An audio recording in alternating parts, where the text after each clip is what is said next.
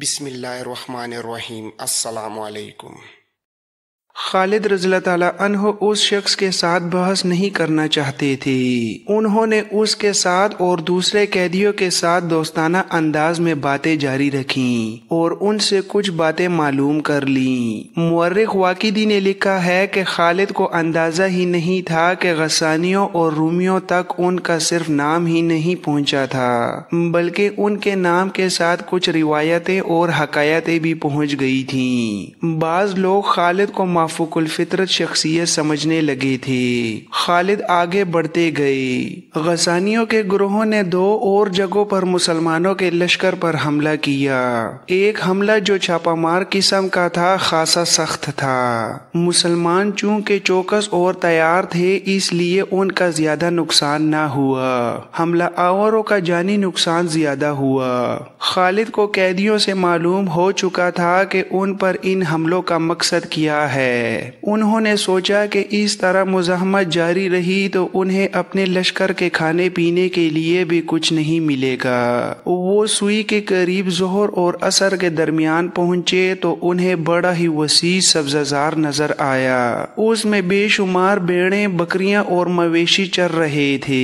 یہ وسیع چراگاہ تھی، اس کے قریب سوئی کی بستی تھی۔ خالد نے اس خیال سے کہ بیشتر اس کے کہ ان پر حملہ ہو، انہوں نے حکم دے دیا کہ تمام بھیڑ، بکریاں اور مویشی پکڑ لیے جائیں اور انہیں کھانے کے لیے اور ان میں جو دودھ دینے والے جانور تھے انہیں دودھ کے لیے استعمال کیا جائے۔ مجاہدین ان جانوروں کو پکڑنے لگے تو بستی والوں نے مسلمانوں پر حملہ کر دیا۔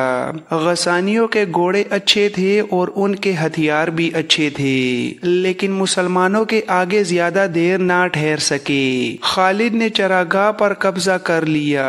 جب بستی میں گئے تو وہاں لڑنے والا ایک آدمی بھی نہیں تھا۔ وہاں بوڑھے، عورتیں اور بچے تھے۔ مسلمانوں کو دیکھ کر وہ بھاگنے لگے۔ عورتیں اپنے بچوں کو اٹھائے چھپ گئیں یا بھاگ اٹھیں۔ خالد کے حکم سے ان سب کو روک کر کہا گیا کہ ان کے خلاف کوئی کارروائی نہیں کی جائے گی۔ اگر بستی سے مسلمان لشکر کے خلاف کوئی کارروائی ہوئی تو بستی کو اجاڑ دیا جائے گا۔ مخبروں نے خالد کو اطلاع دی کہ کچھ دور آگے ایک قلعہ ہے جس میں عیسائی فوج ہے اور اس کا سالار رومی ہے۔ یہ اطلاع بھی ملی کہ سوئی کے بھاگے ہوئے غسانی اس قلعے میں گئے ہیں۔ اس قلعے کا نام ارک تھا۔ سورج غروب ہو چکا تھا، شام گہری ہو گئی۔ قلعے کے دروازے سورج غروب ہوتے ہی بند ہو گئے تھے۔ اس کے بعد قلعے کے سنتریوں کو جو دیوار پر ٹہل رہے تھے گھوڑوں کے ٹاپ سنائی دیے۔ سنتریوں نے خبردار ہوشیار کی صدائیں لگانی شروع کر دیں۔ کماندار دیوار پر گئے اور نیچے دیکھا، بہت سے گھوڑے دوڑے آ رہے تھے۔ وہ قلعے کے بڑے دروازے پر آ کر رک گئے۔ ابھی اور گھوڑے اور اونٹ آ رہے تھے۔ دروازے کے اوپر ایک برج سے ایک کماندار نے پوچھا، کون ہو تم لوگ؟ باہر سے ایک سوار نے جواب دیا، ہم غسانی ہیں، مسلمانوں کا لشکر آ رہا ہے۔ ہم نے سوئی میں انہیں روکنے کی کوشش کی تھی لیکن ہم ان کے مقابلے میں جم نہ سکے۔ ہم بستی میں جاتے تو مسلمان ہمیں زندہ نہ چھوڑتے۔ کیا تم پناہ لینے آئے ہو؟ ہاں، ہم پناہ بھی لیں گے اور مسلمانوں کے خلاف لڑیں گے بھی۔ تمہیں ہماری ضرورت ہوگی۔ رومی سالار کو بلایا گیا۔ اس نے ان لوگوں سے اپنی تسلی کے لیے کئی سوال کیے اور ان کے لیے قلعے کا دروازہ کھلوا دیا۔ انہوں نے رومی سالار کو تفصیل سے بتایا کہ مسلمانوں کی نفری کتنی ہے اور اب وہ کہاں ہیں۔ اگلی صبح طلوع ہوئی تو خالد کا لشکر قلعے تک پہنچ گیا تھا اور قلعے کو محاصرے میں لے رہا تھا۔ عیسائی فوج جو قلعے میں تھی قلعے کی دیواروں پر چلی گئی اور فوج کا ایک حصہ قلعے کے بڑے دروازے سے کچھ دور کھڑا ہو گیا۔ اس حصے کو ایسی صورتحال کے لیے تیار رکھا گیا کہ دروازہ ٹوٹ جائے تو یہ دستہ حملہ آوروں کو اندر نہ آنے دے اور حکم ملنے پر باہر جا کر مسلمانوں پر حملے کرے۔ किले के बाहर ललकार और नारे गरज रहे थे। खालिद के हुक्म से राफे बिन अमीरा ने बुलंद आवाज से कहा, किला हमारे हवाले कर दो, वरना हर गस्सानी कत्ल होने के लिए तैयार हो जाए। हथियार डाल दो और किसी को बाहर भेजो जो हमारे साथ सुलह की शर्तें तय करे। ऊपर से एक कमांदार ने ललकार कर कहा, ए मुसलमानों, ये किला तुम्हें इतनी आसानी से नहीं मिलेगा। वाकिदी लिखता है कि किले में एक ज़ईफुल उमर आलिम था। उसने रूमी सालार को बुलाया।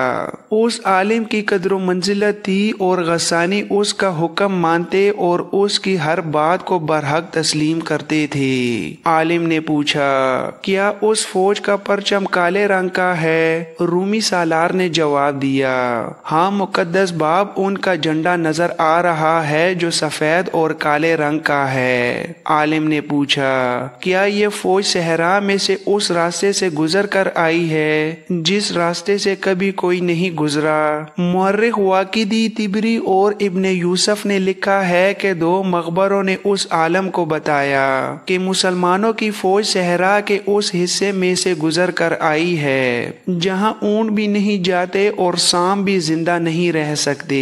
क्या उस फौज के सालार का कद ऊंचा है? क्या उसका जिस्म गटा हुआ है और उसके कंधे चौड़े हैं? किसी ने जवाब दिया, मुकद्दस बाप, कद तो उन सब के ऊंचे हैं और जिस्म भी सब के गटे हुए हैं, लेकिन उसके कंधे सबसे चौड़े हैं। क्या उसकी दाढ़ी ज्यादा घनी है? और क्या उसके चेहरे पर कहीं कहीं चीचक के गहरे दाग हैं? किसी और ने जवाब दिया, हाँ मुकद्दस दरवेश, उसकी दाढ़ी दूसरों से ज्यादा घनी है और ये दाढ़ी उसके चेहरे पर बहुत अच्छी लगती है और उसके चेहरे पर चीचक के कुछ दाग भी हैं। उस आलिम दरवेश ने रूमी सालार और ईसाई सरदारों की तरफ देखा और कुछ देर खामोश रहा। फिर उसने अपना सर दाएं बाएं 2 बार हिलाया और कहा, ये वही शख्स है जिसका मुकाबला करने की हिम्मत तुम में से किसी में भी नहीं। आया कि तू जिसका एहतराम हम सब पर लाजिम है। रूमी सालार ने कहा,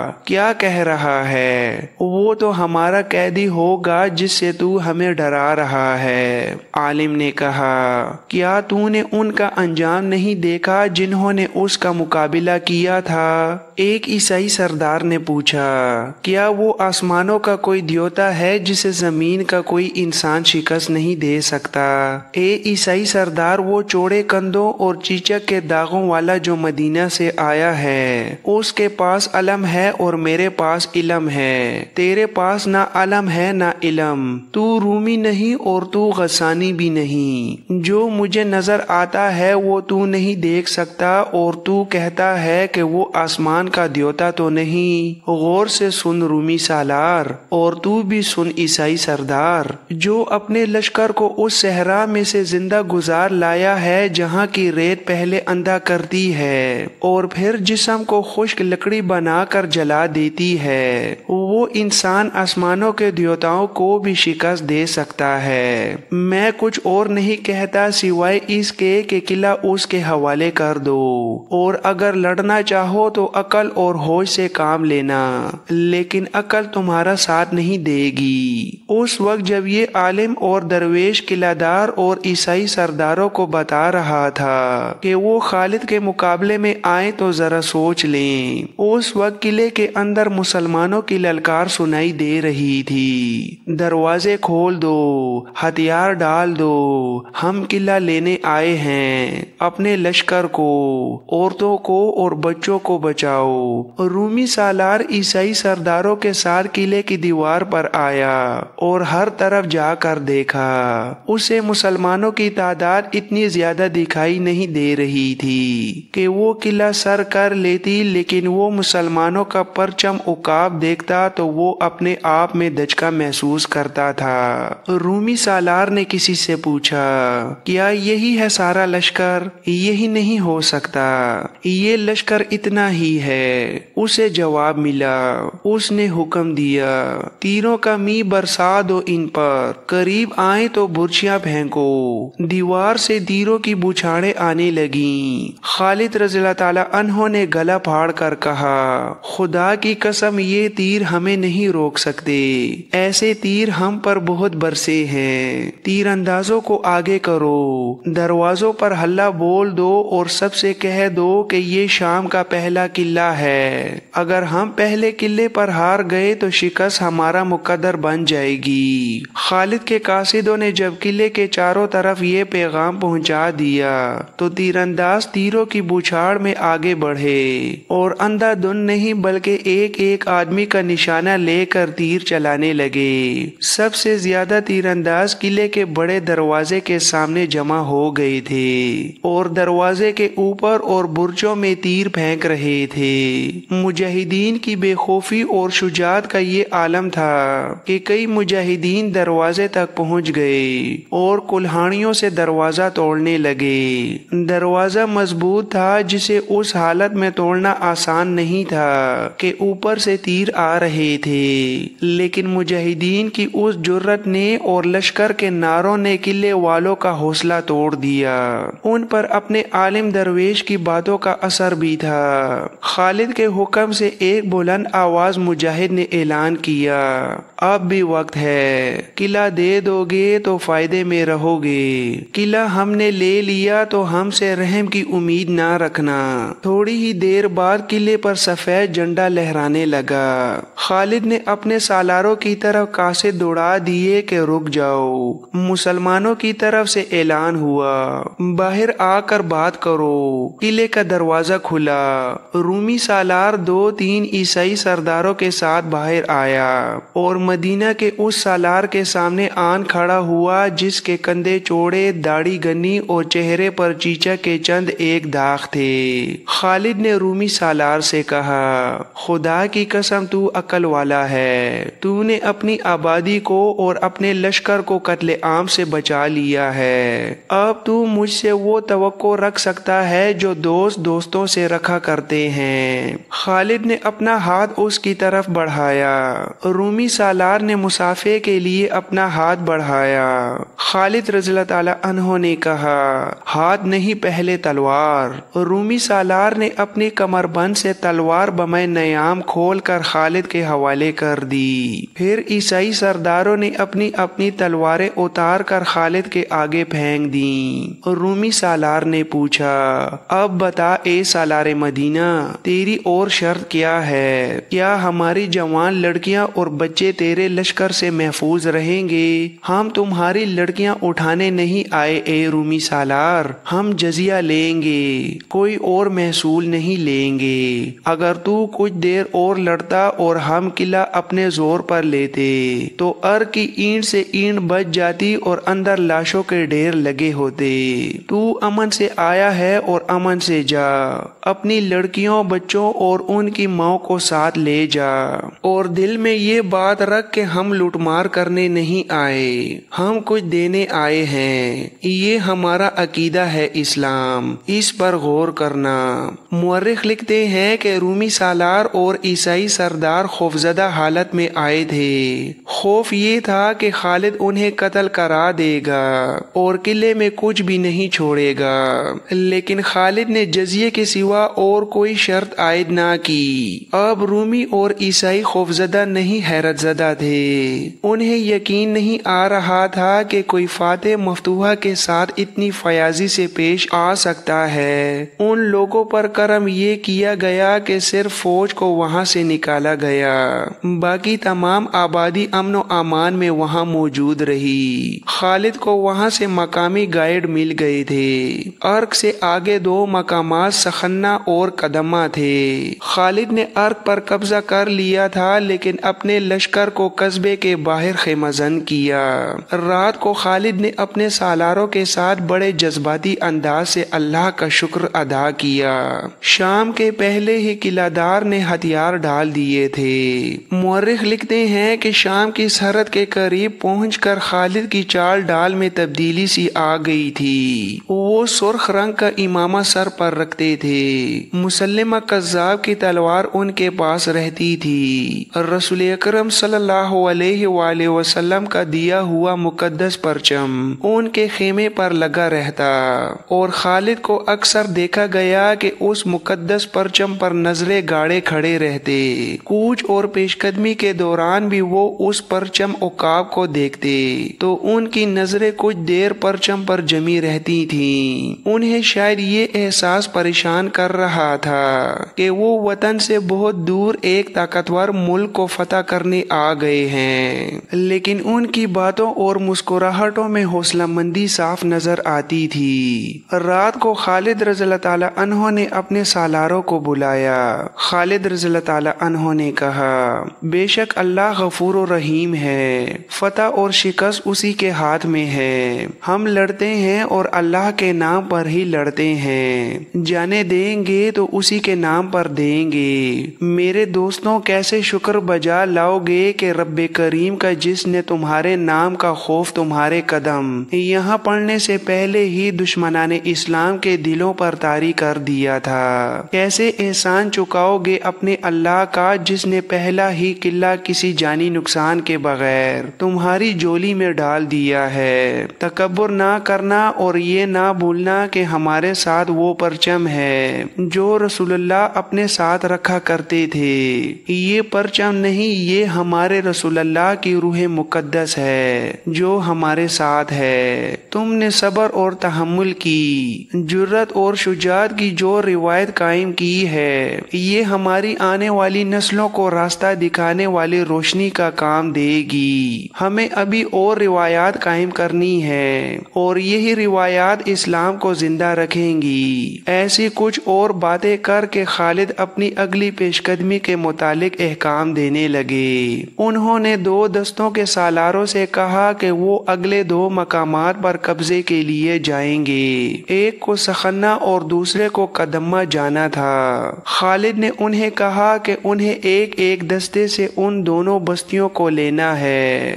जासूसों की इत्ला के मुताबिक ये दोनों बस्तियां छोटे छोटे किलों या किला नुमा हवेलियों का मजमुआ थी। खालिद ने सालारों से कहा, अर्क की फतह दोनों बस्तियों की फतह को मुश्किल बना चुकी होगी। अर्क के शिकस्त खुर्दा आदमी वहां पहुंच चुके होंगे। ईसाई और रूमी अर्क की शिकस्त का इंतकाम जरूर लेंगे। तुम्हें बड़े सख्त मुकाबले का सामना होगा, पसपा ना होना। मैं कुमक तैयार रखूंगा। अल्लाह ने हमें ये अड्डा दे दिया है, मैं तुम्हारी मदद को पहुंचूंगा। अल्लाह तुम्हारे साथ है। खालिद ने सालार अबू उबैदा के नाम एक पैगाम लिखवाया और एक कासिद को देकर कहा कि फजर की नमाज के फौरन बाद वो रवाना हो जाए और ये पैगाम अबू उबैदा को दे आए। अबू उबैदा उन 28,000 मुजाहिदीन के एक हिस्से के सालार थे जो अमीरुल मोमिनीन अबू बकर रज़ियल्लाहु ताला अन्हो ने मदीना से तैयार करा के शाम की फतह के लिए रवाना किया था। उस लश्कर के 4 हिस्से किए गए थे और हर हिस्सा शाम की सरहद पर एक दूसरे से दूर मुख्तलिफ जगहों पर पहुंच गया था। सालार अबू उबैदा जाबिया के इलाके में थे।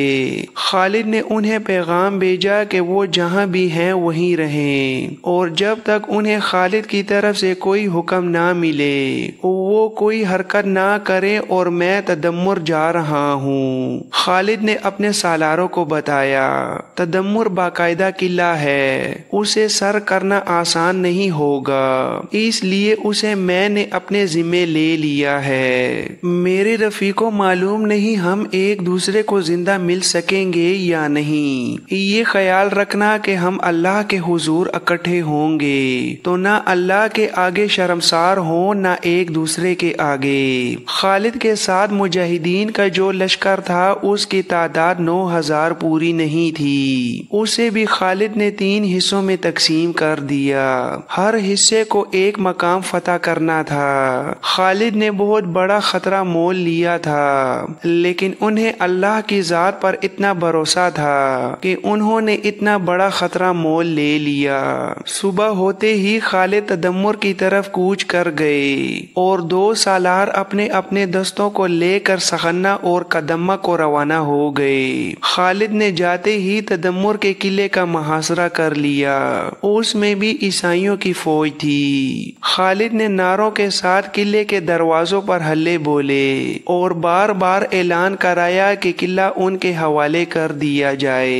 ये देखा गया कि किले قلعے کے دفاع میں لڑنے والوں میں کوئی جوش و خروش نہیں تھا۔ زیادہ وقت نہیں گزرا تھا کہ قلعے کا دروازہ کھلا اور عیسائی سردار باہر آ گئے۔ انہوں نے خالد سے پوچھا کہ وہ کن شرائط پر صلح کرنا چاہتے ہیں، تو خالد نے کہا جزیہ ادا کرو اور یہ معاہدہ کہ یہاں سے مسلمانوں کا جو بھی لشکر یا دستہ گزرے گا تو اسے کھانے پینے کا سامان تم مہیا کرو گے، اور قلعے میں رکنا ہوا تو تم اسے جگہ دو گے۔ ایک عیسائی سردار نے پوچھا تمہاری فوج لوٹ مار تو نہیں کرے گی؟